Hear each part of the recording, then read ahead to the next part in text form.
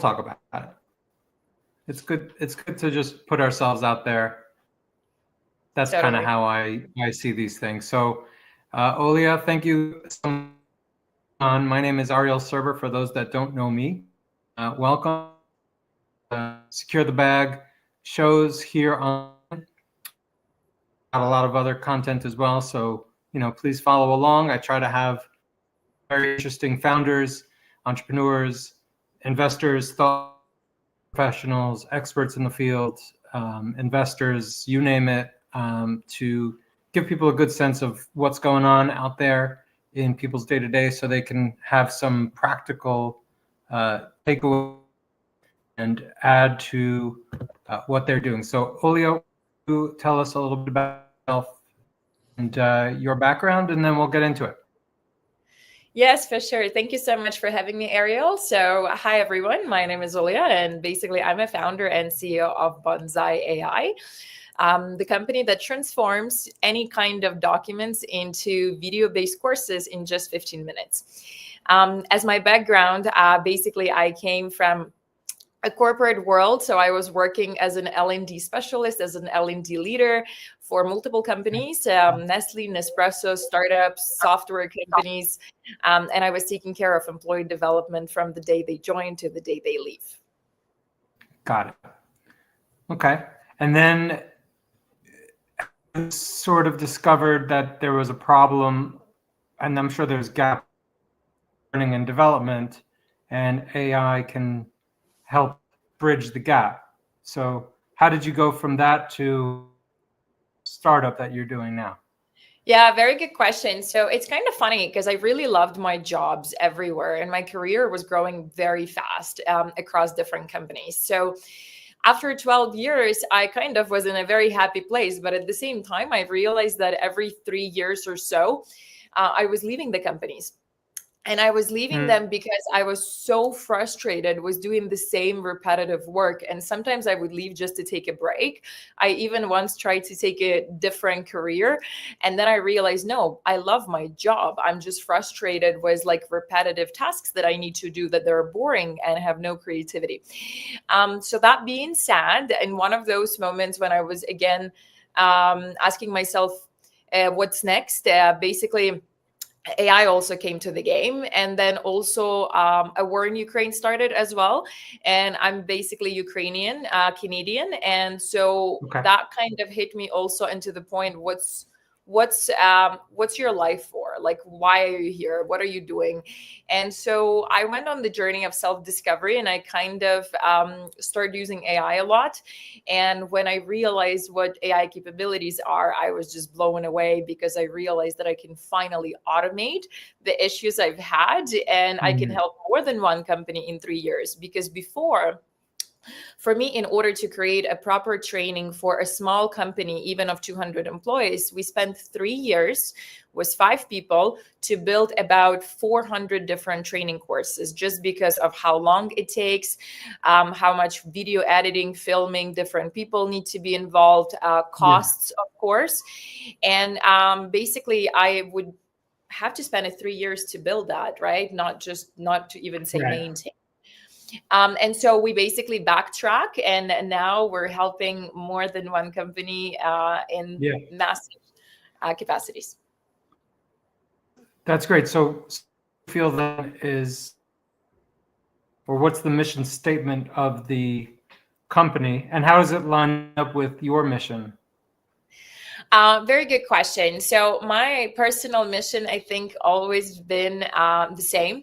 And essentially, one of the things that I'm really fighting for, I want people to come to work and be happy, because I truly believe that it could be a great and happy place. And I want to see people smiling and enjoying what they're doing. But that comes with also falling in love with the products, falling in love with the companies, understanding what they're supposed to do, helping them with fighting their fears at work. And basically, that's why I'm really working on education. I've seen massive shifts of cultures in the companies, shifting from very negative to very positive, and over time, accelerating on the revenue. It's insane how much impact it has on the revenue. So on the business side, I'm really fighting for helping companies to be more sustainable, make more money, but also have happier employees through education. On the personal side, it is very related, but it's something very a little bit different kind of education. What I've learned through years, through especially recently, it's that kids are the most creative and the best when it comes down to new ideas, to seeing the real world. And around age of 5, they are basically have least fears. And at the same time, adults in society and the world kind of starting to box us in the rules and kind of how things supposed to be, what means red, what means yellow, right, when we cross the street and things like that. And so I personally really want to dedicate my life more towards working with kids to keep that creativity, to challenge the world, to stay with ideas. And specifically, the main point where I want to start is also languages. And so English language or different kinds of languages. And one of the reasons why I got there, it's because was the war in Ukraine. A lot of people right now, Ukrainian people that I know, that I study with, that I live with, my own parents, struggling so much in different countries because the language in Ukraine was not as good as it could be when I was growing up. And so essentially, I really want to help in the countries, starting with my own country. I want to help countries that are underdeveloped, to help them with languages and then eventually with creativity. And I think if we invest in kids, the future will be bright. Have the best capacity to learn at that stage. Absolutely. To, it's the old dog, new tricks situation. Totally. When we just your birthday, and it's actually okay. So I wanted you to also talk about. You want to get into how you went from the idea to actually executing and implementing and having a product. Oh my God, yes. What was that process? Totally a journey. So I always had something entrepreneurial in me. So I always had like side hustles. I had a flower store online. I had rentals, and basically I always was doing something. I was also happy with my career to like a point where I question what's my mission. I guess if anyone knows Maslow's hierarchy of needs, I kind of got to level 4, and then I asked myself, what's next? And so level 5 really was a hitting point for me. And at exact same time, because my flower business, most of my products were from Ukraine, I lost the business overnight. I also lost a rental, and then I've quit. I quit just like right before, a few days before. And so essentially, I was joining a different company, and then everything just happened all together. So in the moment of joining a new company, also questioning what's kind of my mission, but also losing all kind of income while investing my savings into a new apartment, I was like in the middle of, a whole new life that happened overnight to me. And at that moment, I was basically also, when I tried AI the first time, I'll be very honest with you, I was sitting and staring at the screen, and I was like, oh my God. Okay, so you literally have just 2 ways out of here. You can pretend that AI is not happening, and in 2 years, you probably will need to find a new job, maybe completely different industry, because clearly this is not going away. Or you can really, as much as you're scared, you can really start and go all in and start what you believe is possible, even without technical skill, right? So I would say this was super scary, especially as a female, because my previous businesses were not tech, but also I think the understanding of how technology is moving pushed me towards it, because I knew that it's going to be scarier later if I don't learn this now. So I started it, and then I was just learning a ton, so much from like investors, from conferences, from books, because I needed to learn a lot about how startups operate, how to find co-founders, finance tables, marketing, sales. There was just like, it just never stops. And so yeah, I found people, and then we started rolling it out. Obviously, the hardest part probably in the beginning, from idea to action, was technical, because I'm not a technical co-founder. And so for me, finding somebody technical, all I know is how well they present themselves, right? So realistically speaking, that was the biggest challenge. And I think only now, after a good year and a half, I'm finally understanding really well kind of who is who when it comes to technical skills. Right. Yeah, and that's a process in and of itself as well, I imagine. But now the product is live, correct? Correct, absolutely. That's amazing. And so who are the ideal users? Who do you have so far as types of clients, and also how are you getting them? Yeah, very good question. So we have 3 user categories. One is a classic enterprises, big businesses, Fortune 500. The second one is more consulting companies that create courses for those companies, because essentially they also want to be faster and make more money.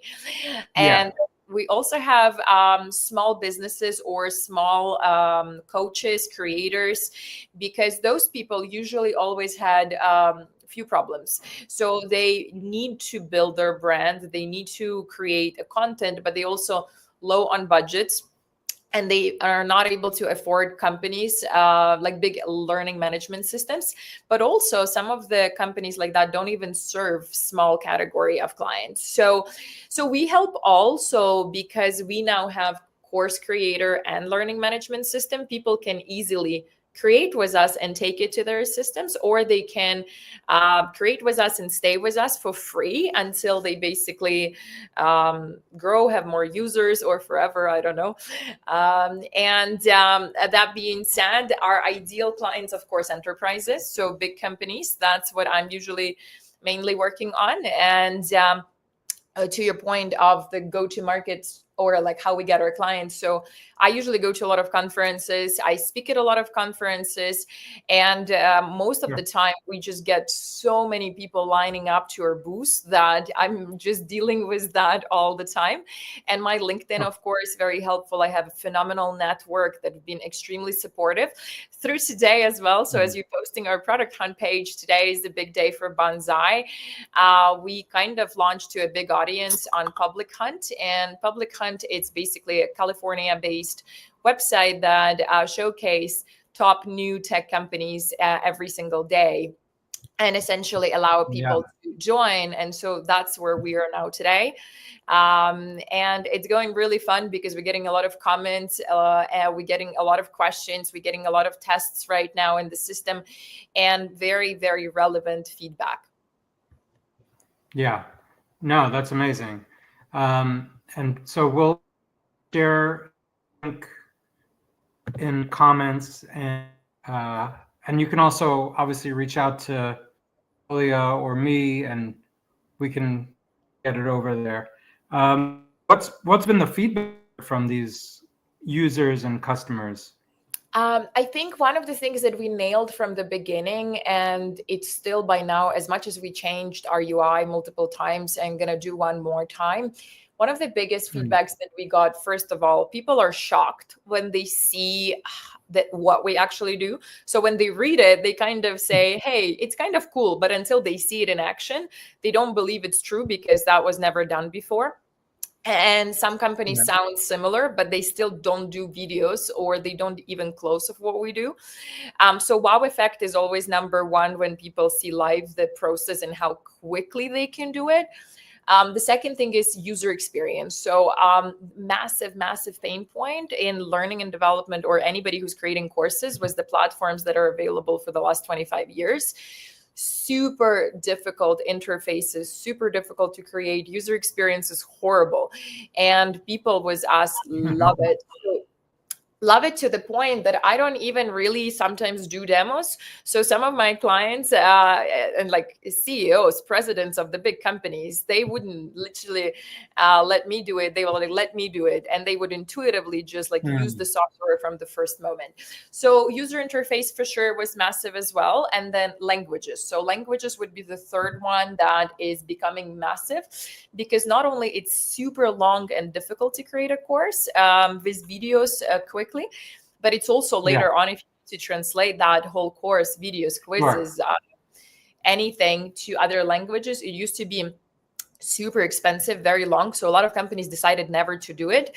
And even now, like even if you don't do it right, you're still gonna have a lot of issues. So we do smart translation that does translation with dialects and country context for specific region, for specific type of the company. So that has been the biggest ones of the feedback.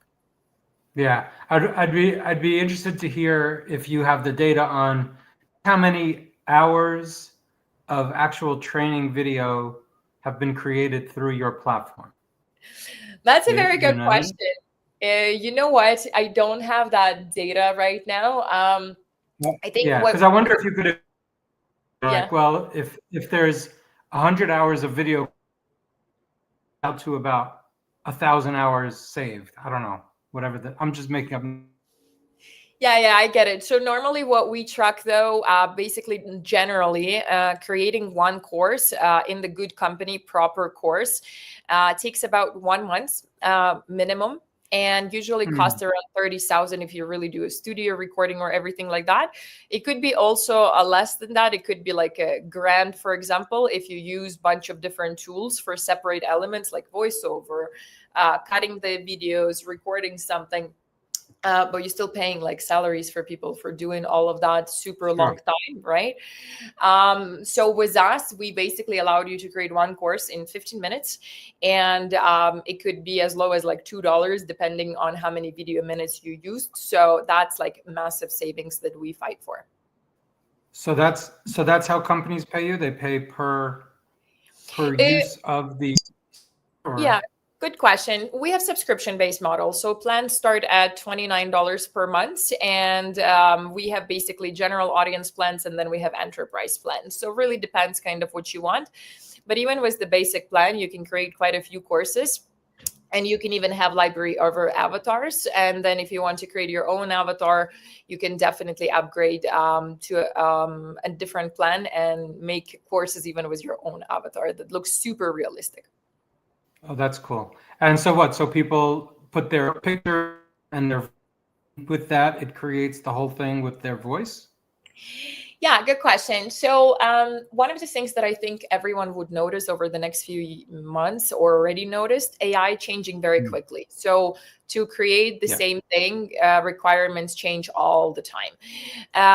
Right now, we are asking for 2-minute video that basically has a specific instructions, but I'm pretty sure within the next 6 months, we're already going to roll out from the picture. Again, it also depends.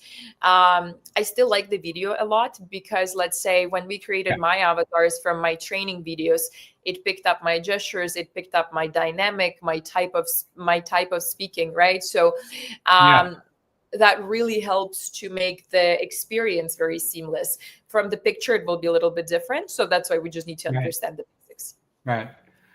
I get it. So even from this, I'll get 2 minutes of this and puts it in, create something. Yeah, totally. So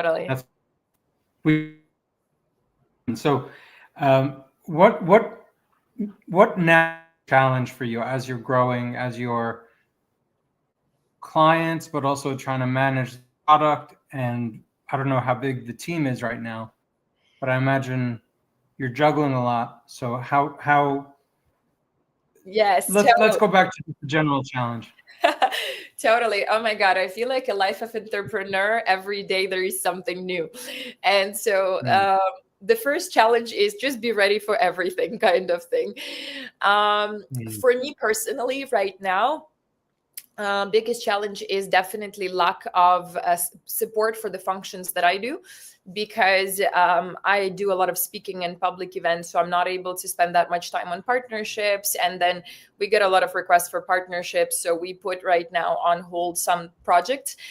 It's also, it's interesting. It's even sometimes filtering what's the good projects right now to start, what or not, because there's so much buzz around, and I feel like it's for all of us, right? When we thinking what to do for dinner, there is so many options, right? So the same thing for us. It's like choosing the right strategies. It's probably always on the map. What else for us? When it comes to securing the largest clients, it's basically all certifications like SOC 2, ISO. We already selling globally, so we have clients on all continents, and then essentially because of that, they do have different security needs. Also, let's say healthcare is different from the government. They also need different things. So that's for us right now. I wouldn't say a blocker, but it's a delay, because some of our contracts are either dependent on it or going slower because of it. But that's normal when you talk about Fortune 500 big companies. Right. Plus international. Yeah.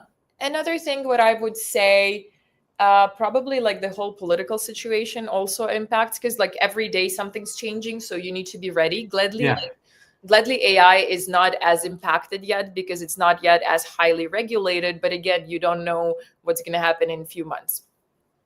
Right. And I guess there's no, unless maybe I'm wrong, are there tariffs on software? I hope not, but no, not yet. No, well, hopefully not ever, but yes. Right.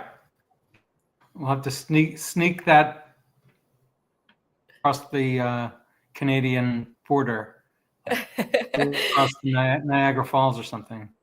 Yeah. I actually went to the Silicon Valley a few weeks ago. We had it was like an accelerator program for female founders who thinking to move or expand to US from Canada. And I also went in, and one of my big questions was, we had a session with lawyers, and it was a question about specifically AI and the impact right now of the political situations. The news are good for now because, as I was suggested, there is some placeholders, and for the next 10 years, technically, it's supposed to be good. But again, for everyone who's in AI, as I said, you never know. So wake up tomorrow and deal with what you see. Yeah. Well, you have to be kind of flexible. That's the role and the rule. Let's talk about organization.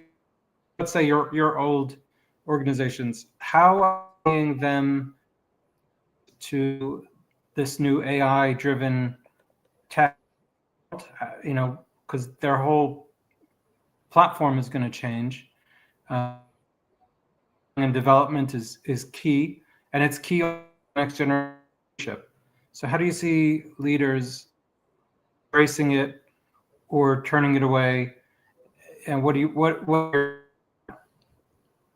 Yeah, good question. So we're seeing few patterns right now.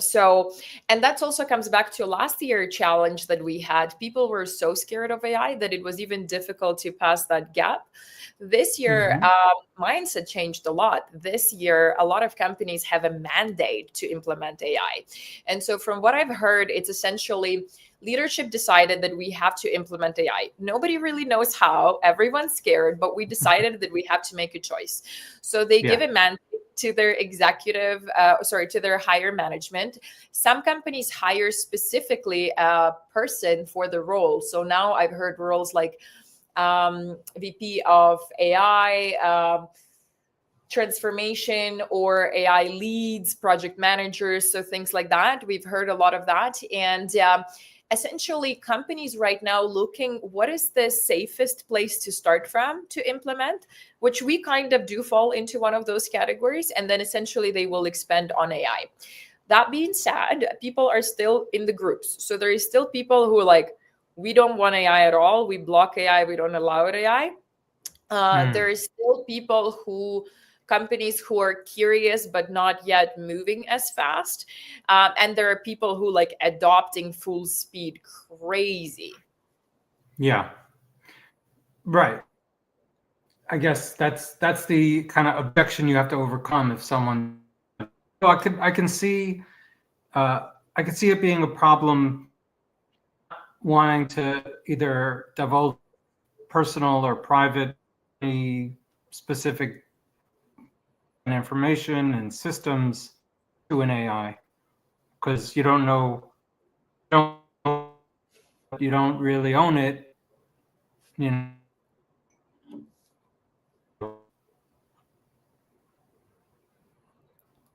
I lost you there for a sec, but yes. That's okay. I agree.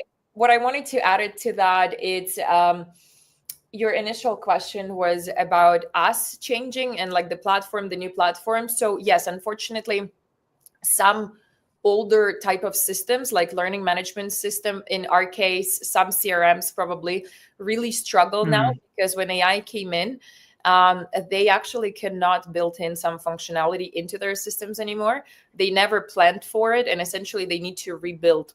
So what we are seeing as a big thing that happening in our segment, kind of on the background, a lot of companies that are new AI creators, video content, anything, getting acquired by a larger companies like that, and they're working on integrations because that's kind of their only way of survival for the larger brands. That being said, for us personally, we kind of have two. That's why we have a course creator and an LMS. So we allow people to transition easily. They don't have to necessarily right away go to a full new type of LMS. They can start small. They can just create quickly and still use their old system. So we kind of help them with the first step. And no matter which kind of angle or which department you will look at that you need to fix, everywhere the same rule kind of can apply. Okay, that's great. Before we went live, I know you have a flight to catch soon. Can you talk to us about where you are and why you think that's relevant? Your whole mission and what you're doing, and just everything. Very good question. And right now, everyone live will know a secret that I've been holding for quite a bit. There is maybe only 10 people know where I am and what I'm doing. And so I'm right now in Chile, in Santiago. And last week I was in Peru for my birthday. I went and climbed on Machu Picchu. And right now I'm going to be flying to Buenos Aires to finish one little dream that I had since I was 5 years old. Why is this important? This was a specifically time for me to reset, because right before this trip was massive, intense 6 or 7 weeks back to back of conferences, of events, because there is seasons with like conferences in tech and events that you need to attend, should attend, invited to attend. Essentially, as much as I love that type of work, but at the same time, every single founder works zillions of hours. We work for 3 people and then we need to reset, and resetting for every person is very different. And one thing that I've learned really, really well, if I'm not taking care of myself well, I'm not able to take care of the company and my team well. And so each time I kind of fall off rail, I go back. I was like, yes, right. Today you did not run. Yes. Today you did not sleep enough. Yes. Today you did not eat right. And so really discipline starts, like good business starts with a discipline from yourself. And that really reflects on later on the team, on the business, on quality of the events, on communication. So I sometimes go away somewhere where I know no one. No one knows me. I read books, I run, and I discover the new city. And when I do, I see a lot of patterns, and on the between different countries, I see a lot of differences quickly, and it really helps me to be more creative with the company. That's amazing. And it's interesting that you mentioned creative, because that's something that as part of the purpose of the company in the first place. So I definitely see, and I'm sure you see it, if you're I see one there, that it's the mission of the company and what creativity, because the only way to grow the business is through creativity. Yes, absolutely. And as founders, it's like, it's not even founders, as people, it's so easy for us to get used to like the same flow, right? To the same pattern, especially now with AI. Yeah. So creativity now becomes one of the top 5 skills for people that will really drive their salaries, drive their positions. And as business owners, it's even more critical because we have to be ahead, right? We cannot create what's already created, or like the whole purpose is to really think differently. And it could be so easy to fall in the trap and thinking that you got it all, but it's not. So you have to keep yourself always on the edge, and creativity is massive for that. That's amazing. No, we should snip that. So, what's the sort of medium, longer term or plan for the business, for the company? Like, kind of, where do you, in a perfect world, where do you see it going in the next few years? Oh, good question.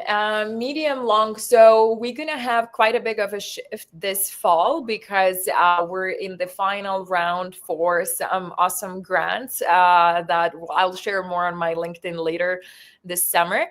And that's gonna do a very big shift for our acceleration. So we're gonna be accelerating and growing the business even more around the world. So that's super exciting part. We have phenomenal new upgrades that I think gonna be really breakthrough, because as we were building the software, we've collected phenomenal feedback, and AI also started shifting. And I've challenged the team is, how do we build the software that is not good just for a year and outdated in a year? How do we build it that it's always needed, even if something's changing, right? So we were really so I'm excited for that when it comes to a product. And then when it comes to a company itself, we have a really great response. So and we're already around the world. So it's going to be very interesting to see. The company could grow super quickly, but at the same time, I already been getting a lot of different discussions around acquisitions, around partnership, merging. So I understand that the more loud we get, the more interesting it will be for our competitors. So there could be a potential acquisition. There could be a potential, I don't know, merger. We'll see. Who knows? Yeah. Yeah. Well, there's definitely big companies out there. They just probably don't have the scrappiness or flexibility, and the being able to be quick makes it's like a David versus Goliath kind of thing. Yeah. You know, you can be, you're more creative. You don't have to go through 20 layers of bureaucracy, you know, which is kind of what your first place for the software to fix. So, right. Exactly. Yes. So good.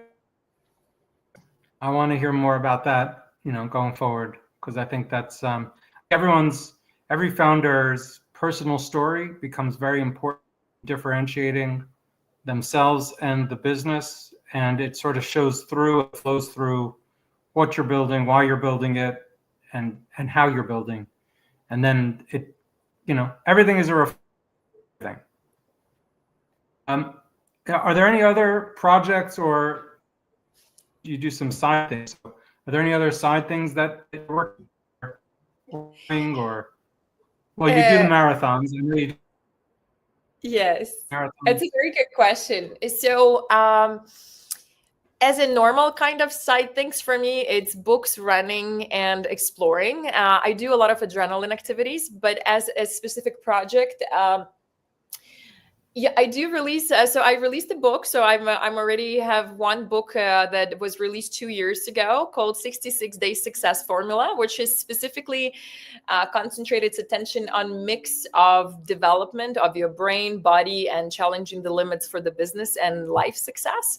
And then on August 8th, I'll be releasing my second book that called AI Growth Code, and there are going to be 52 secrets on how to manage AI in the new era.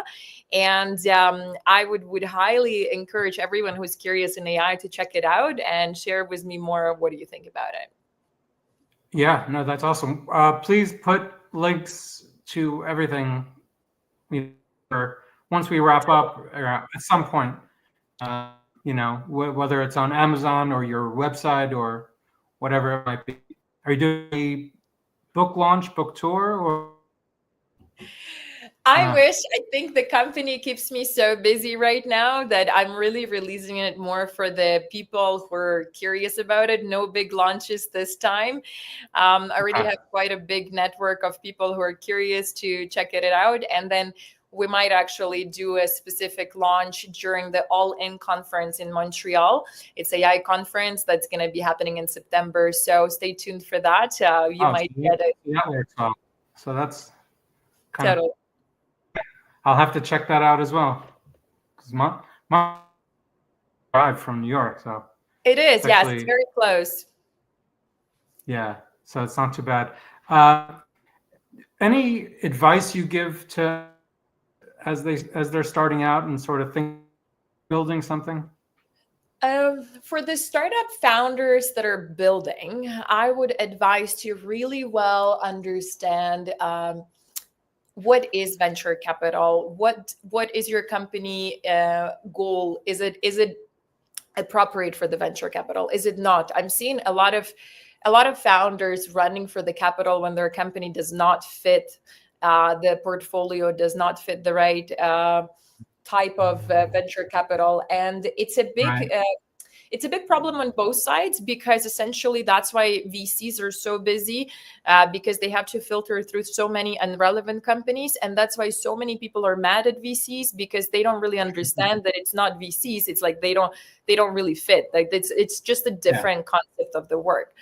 So they go by the power law. That's it. Yeah, exactly. Right. And I did the same when I started, because I had no clue. I couldn't even find it anywhere. And then only later I was like, hey, let me put myself into their shoes. How does this sit? And then you learn that there is a specific thesis, that you learn that there's specific commitment. So it's like, oh, wow. Okay. It's not just like, we like you, here's the money. It doesn't work like that. Right. Yeah. So for the founders, there's always strings attached. Sorry? There's always strings attached. Always strings attached. Totally. And then I think for a lot of founders, everybody's kind of a dreamer, and we should be dreamers. But let me tell you this, business has nothing to do with playing dolls or having fun or eating ice cream. It's a massive, heavy work that you cannot even imagine what it is. And the nicer it looks on the outside, the more work there is on the background that you don't see. So if you're ready to stop your life for a good 3 years, and when I say stop, it's stop everything pretty much, and dedicate it to it, then go ahead and try it. But if you cannot answer that question, I would really recommend you to ask yourself if you really want that business. Right. Because people can go to work for Google and succeed and all that. Absolutely. And be okay. Absolutely. There is so many people I know that told me, Olia, I'm happy with my 9 to 5. And I respect that. Yeah. It's a big commitment. Did you take any outside VC or capital? Not yet, because I was self-funding the business for a big portion of the time. We only did a pre-seed, little pre-seed. We have a family office and few angel investors on board, because we also receive big fundings through the grant. So our next round probably going to be in about 18 months, and that's going to be the VC round. No, so that's. I do want to wrap up, but where can people find you and connect with you? Reach Absolutely. out. The best way. I absolutely love my LinkedIn. I live there, and I'm also available on Instagram. So I have a work conferences page. I usually share more about the countries where I'm traveling to, we'll be happy to chat. I would say still LinkedIn is the best, and then I'll post all of the links in the post for this live stream. Yeah, we'll just do a follow-up. If you could have this conversation with anyone, from history or from right now, who would you want to have it with? You know, it's very funny because I always been the person with no idols. So I never kind of was a fan of a specific band or anyone or any person. But lately, I've been asking myself the same question. And when it comes to business specifically, I do have a person that I wrote on my list as a kind of who I want to meet in the next few years. And I even with me, one of the 5 books that I brought with me on the trip is the book about him. So it is Elon Musk. And I think what's interesting for me is I barely know anything about him. I actually don't research on people. But my impression is that there is a lot of crazy, unexpected moments that he've experienced. And I want to learn more about it. And I want to understand that more because I feel like sometimes people that seems a bit weird, they actually the most brilliant people in the history. And weird, that's not my word. That's a lot of people that I'm hearing. But that's kind of, he's for now the person in the tech world that I'm curious to learn more about and chat with one day. And then on the personal side, I realized that I would like to chat with my grandfather who I've never met because for some reason I feel like we probably quite similar, but he passed away before I had a chance to meet him. So that's real quick though. Why was he also sort of an entrepreneur or? Yeah, it's very difficult to explain because it was super long time. Even my parents don't remember. I only saw pictures, but somehow through how people talk about him and through pictures, and we look a lot like. And a lot of people always say, who do I look like in the family? Because I have more tan than normal. And he seems to be the only person. And for some reason, I feel like I would learn a lot from him. But that's just, the intuition thing. Yeah, that's right. Start talking about that because I feel like that's when you really learn about, where people come from, what they're all about, and all that good stuff. Totally. Thank you again so much, Olia. This was a great talk. Appreciate it. A lot of takeaways from here. Good luck with everything. Have fun in Buenos Aires. Hope the product well. We'll put that link in again, and we'll go from there. And be in touch. Have a great summer. Have a great summer, everyone. And hope to see you soon. Awesome. Thank you so much for having me. And yes, definitely catch up soon in New York and looking forward to that. Have a great day. Thank you.